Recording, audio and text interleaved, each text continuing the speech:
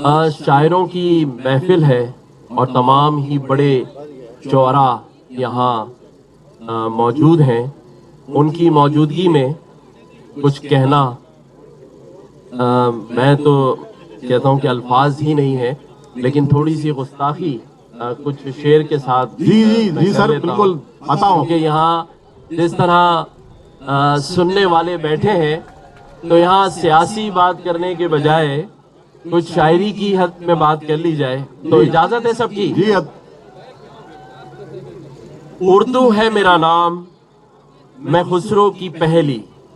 واہ واہ واہ. اردو ہے میرا نام، میں خسرو کی پہلی. میں میر کی ہمراز ہوں، غالب کی سہیلی. واہ. دکن کے ولی نے مجھے گودی میں کھلایا. واہ واہ. دکن کے ولی نے مجھے گودی میں کھلایا. سودا کے قصیدوں نے میرا حسن بڑھایا.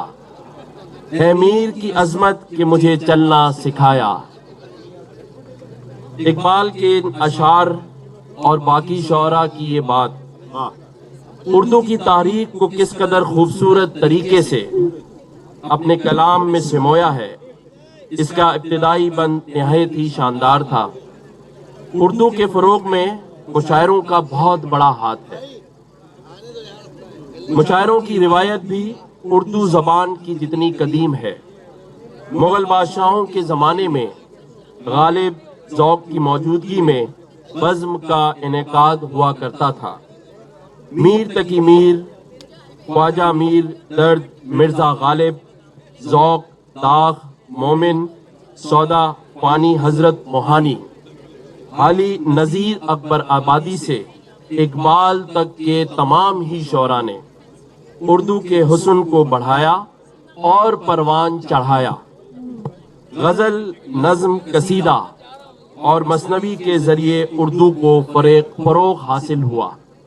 میں سمجھتا ہوں کہ اردو ایک ایسی زبان ہے کہ جسے بولنے، سننے اور سمجھنے میں اپنا اور اپنائیت محسوس ہوتی ہے. واہ. یہ اردو ہی ہے جسے پاکستان میں ایک سرکاری زبان ہونے کی وجہ سے اسے اردو زبان نے پاکستان کو جوڑا ہوا ہے. اور آج جو ہمارے شعراء ہیں، شاعر ہیں، انہوں نے اسے زندہ رکھا ہوا ہے. اور مجھے ہمیشہ جب سے میں گورنر کے اس منصب پر اللہ تعالیٰ نے مجھے 12 ربیع الاول والے دن بٹھایا اور ایک مہلت سمجھ کے کہ اللہ نے مجھے دی ہے، میں ہر روز یہ کوشش کرتا ہوں کہ کوئی ایسا کام کروں کہ جس سے اللہ تعالیٰ میری آخرت سنوار دے.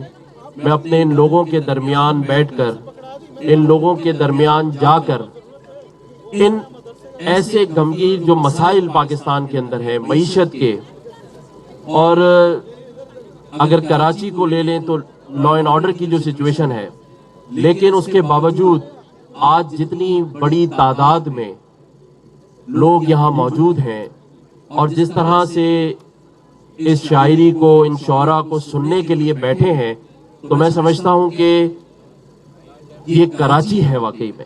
اور یہ کراچی کے وہ ہر دل لذیذ سننے والے وہ قوم ہے کہ جو ہر حال میں زندہ دلانے کراچی کا میں سمجھتا ہوں کہ ان کو دینا چاہیے داد، کہ ان حالات میں بھی جہاں جہاں ضرورت ہوتی ہے، جہاں پہنچنا ہوتا ہے، تو کراچی والے ہر جگہ پہنچتے ہیں.